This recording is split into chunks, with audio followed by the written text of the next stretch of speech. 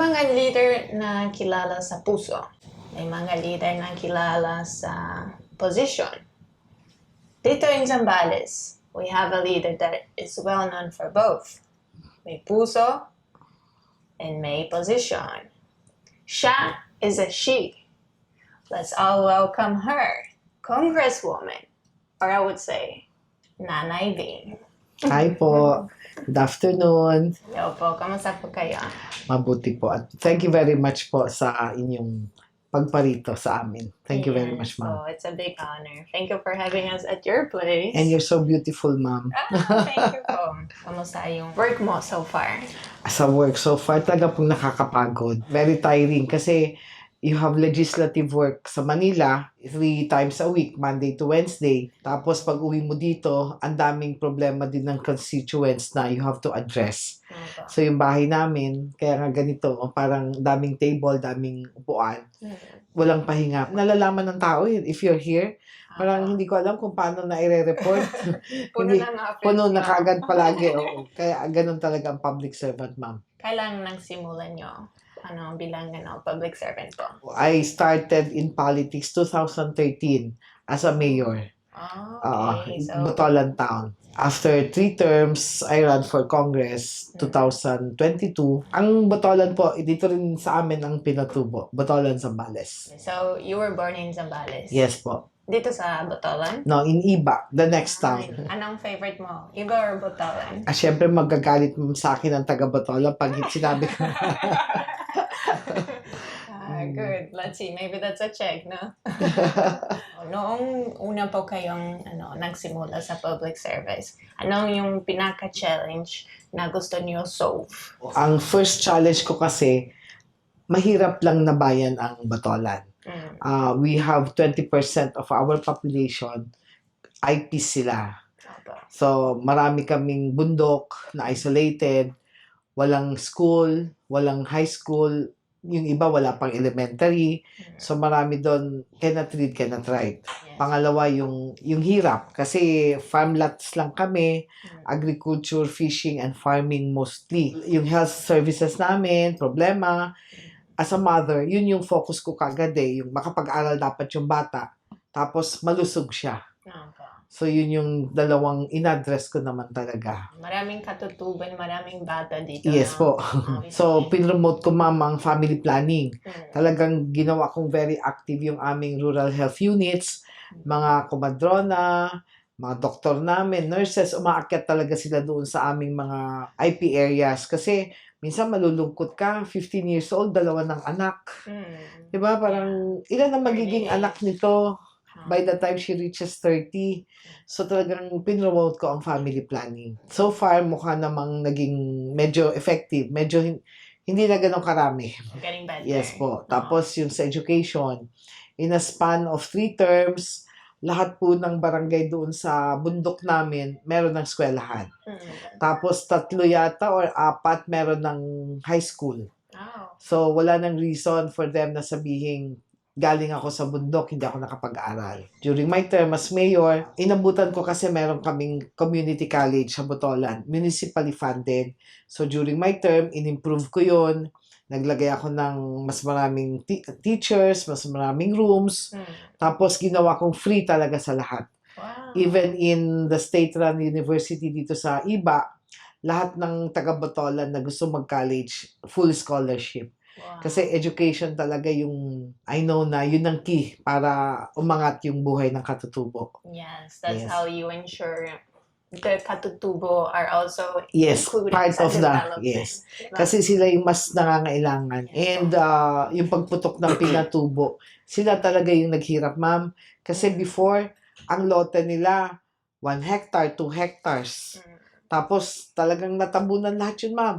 Ang height ng pinatubo na sand, na lahar, mga 3-4 na tubo.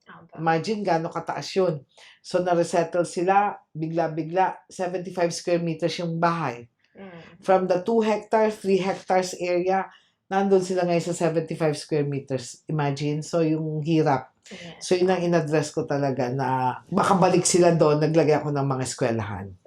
Kasi yun ang isang problema ng mga magulang eh. Gusto rin nilang paaralin yung anak, so nagtsatsaga sila sa resettlement. Yes po. So, nilagyan natin. Lahat ng taga-Botolan na gusto mag-aral, full scholarship sa State University namin sa IBA, PRIMSU, plus yung our own community college, ginawa namin Polytechnic College of Botolan, full scholarship din, basta taga-Botolan. Wow, that's Yes, amazing. So far, have you experienced an increase sa mga estudyante?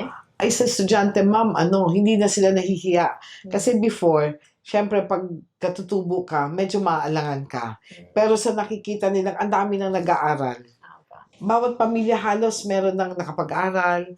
Meron kami, hindi ko makalimutan, sa may Pinatubo, na-meet ko lang yung batang yon. Sumasayaw-sayaw siya sa amin dati. Tapos, nung minsan, umakyat kami uli sa bundok, lumapit siya sa akin, Nanay Bing, teacher na po ako. Oh, saan ka nagtuturo?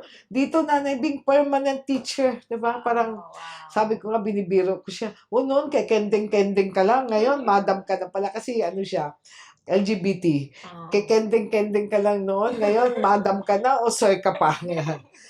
Very proud siyang sabihin na Nanay Bing, teacher na ako. Yes, Diba? wow. Especially as a minority. Yes. Diba? Yun yung mga that keeps you going. Diba? Pag nakakakita ka ng mga ganong istorya, nawawala yung pagod mo. Yeah, so itong inspirasyon nyo kung mahirap, diba? Oo. Para na magtuloy.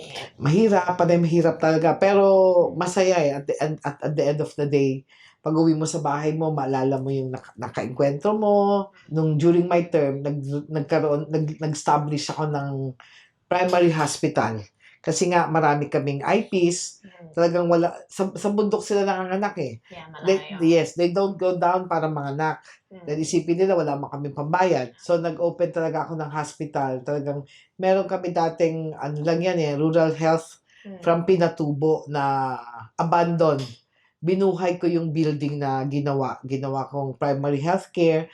At talaga naman, na-serve talaga. Free lahat doon during my term. Walang binabayaran ng pasyente, mayaman o mahirap. Paano nyo ma-balance ang gumawa ng long-term policies with the short-term, on-ground needs? Hindi ako masyado nang tumitingin sa long-term. Kasi ang iksi ng term eh. Kunwari, katulad ako, one term is only 3 years. You can lose anytime. Diba? When you go for election, pwede kang matalo. So, pag ang ginawa mong plano is long-term, baka hindi mo matapos. So, what I do, yung doable lang in 3 years, yun yung ginagawa ko. Katulad itong maganda kong programa, yung gumawa ako ng Bahay Kalinga. Ano to? It is a home especially for abused women. Physical abuse, emotional, para lang sa kababaihan. Tapos, nung naging congressman ako, yun ang in-address ko. Fully funded na siya. Hopefully, matapos by December. Wow. Yes. Amen. And I would like to make special mention ang ating mahal na Governor Jun Evdane. Nung binanggit ko sa kanya yung programa ko na yan, at what triggered me, what pushed me to do that big program, sabi kagad sa akin ni Gov, sige Big, ako nang bahala. I-turn over mo sa akin ng building. Wow. Ako na. Maintenance and operating. Yes. So talagang tatay na tatay din si Governor Evdane. We have nanay and we have tatay. Yes. May plantilla na naghihintay para patakbuhin yung Bahay Kalinga.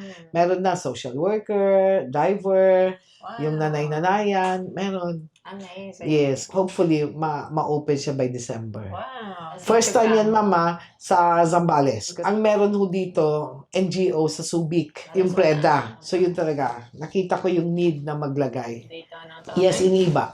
In Iba, yes. Okay. Super malapit. Opo. Wow. Pagka invite kita pag inaugurasyon mo. Sige po, yes po. You Lalo can na join for me. women diba? Yes It's po. a women's center. One of my advocacies is for women empowerment. Yes. So, Opo. I'm glad to support and be there for you. Yes, for them. because I'm a nanay. Yes. I have 3 girls. Puro Oo. babae. Oh my That's God. why during my term, ma'am, hindi ako tumutulong sa mga cases, violence against women, tapos yung sa mga drugs. Focus on women talaga, Yes no? po. Minority group as well. Yes po. Women, katutubo, diba? LGBT, as you Yes. said. So, we really need to take care of them because most people are not.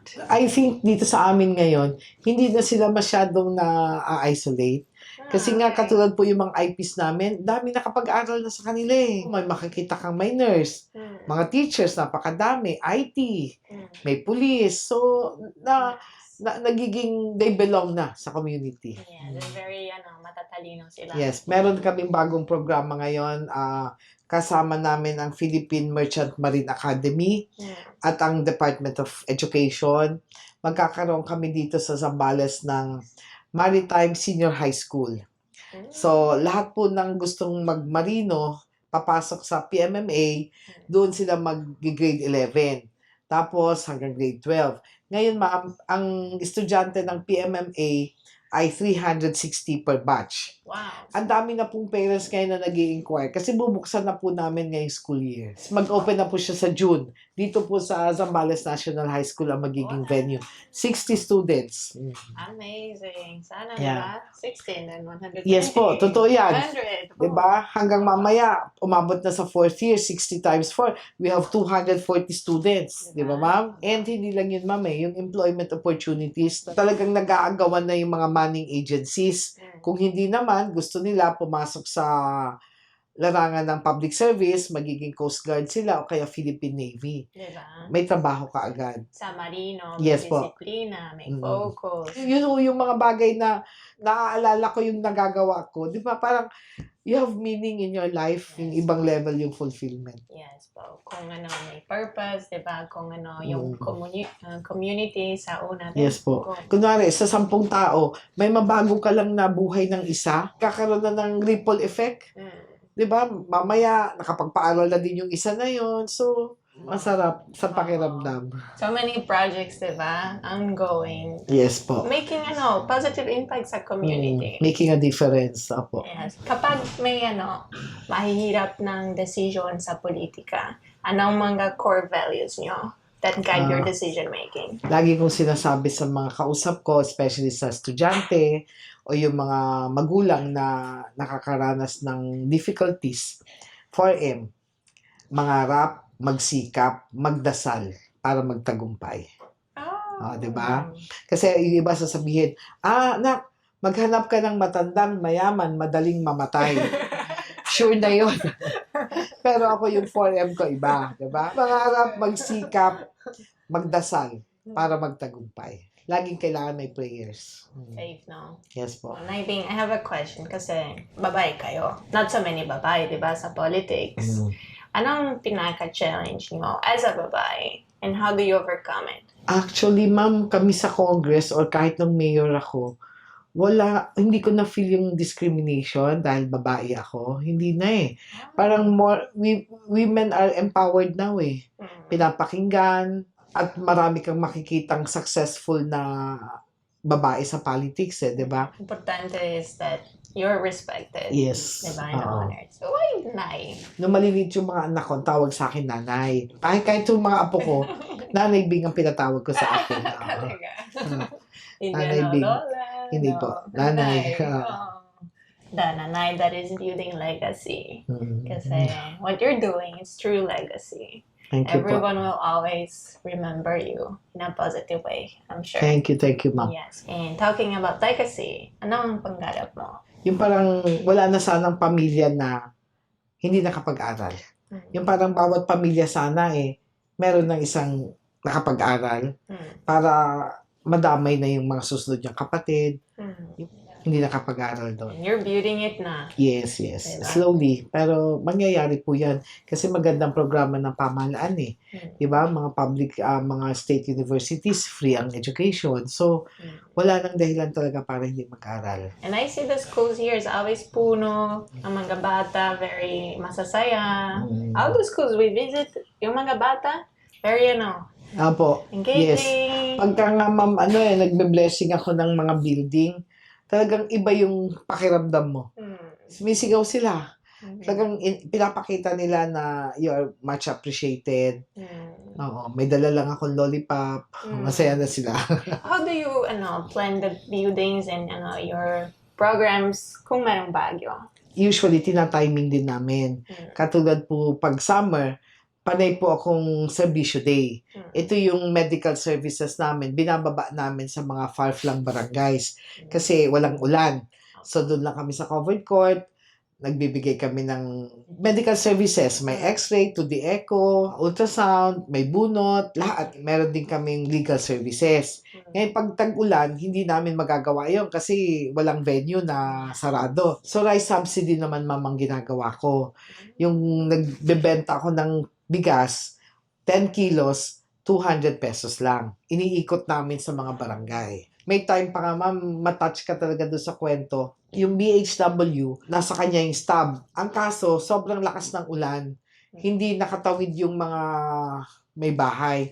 Ang ginawa niya, pinuntahan niya yung mga may bahay. Nilangoy niya ha, babae. Nilangoy niya at kinausap niya, oh, magbayad na kayo ng 200, ako nang itatawid ko na lang. Tapos yung bigas nyo, iwanan ko lang kay kapitan, kuhanin nyo na lang pagka maganda ng panahon.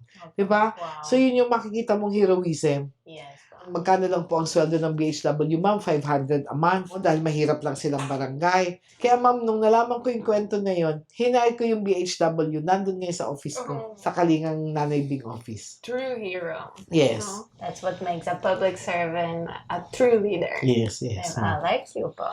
Para sa mga babae, young women, na gusto pumasok sa public service, anong advice nyo? Hindi ko encourage ang young women. Kasi kailangan, yung bang na-establish mo na muna yung kabuhayan mo at para sa mga anak mo bago ka papasok sa public service. Kasi kung wala kang sariling income, napakahirap. Kasi with limited funds, kailangan kang mag-produce ng sarili mong pera para maidagdag sa programs mo. So kung hindi naman mayaman yung pamilya mo or hindi mo pa kayang i-provide mabuti ang pamilya mo, wag muna. Kailangan ka muna, establish ka muna, financially stable ka, pati mga anak mo na ipaghanda mo na para number 1, hindi ka matempt. Nagastusin mo yung pera ng gobyerno pambili ng gatas ng anak mo. Very down to earth. Yes po, di ba? Diba? Yun yung realities in life eh. Yes. Parang may pera dyan ang munisipyo, walang gatas yung anak mo, ikukuha ka. Yes. Di ba? Pero kung establish ka muna, financially capable ka, financially solid na yung pamilya mo, doon siguro, pasok ka na sa politika. Para puro service, yes. All in, 100%. Yes po. At the end of the day, ang tanong mo palagi sa sarili mo, ano yung nagawa ko? Not only for myself, for other people.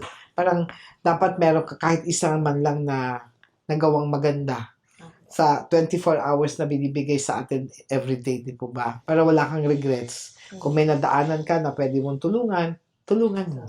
Do it, diba? Yes. Okay. As long as it is in your reach, Yes. do it. Gawin. Diba? Not for any other reasons, kundi makagawa ka lang ng maganda, not expecting anything in return. Kasi nga po, hindi naman natutulog ang Panginoon. Yes po, tama. Ang ganda. Ang inspiring, no? Tsaka ma'am yung 4M. Mangarap, magsikap, magdasal para magtagumpay. Ang ganda. Maraming salamat na Yes po, ma'am. I'm very happy with our And I'm so blessed na i-interview ako na napakagandang dalaga.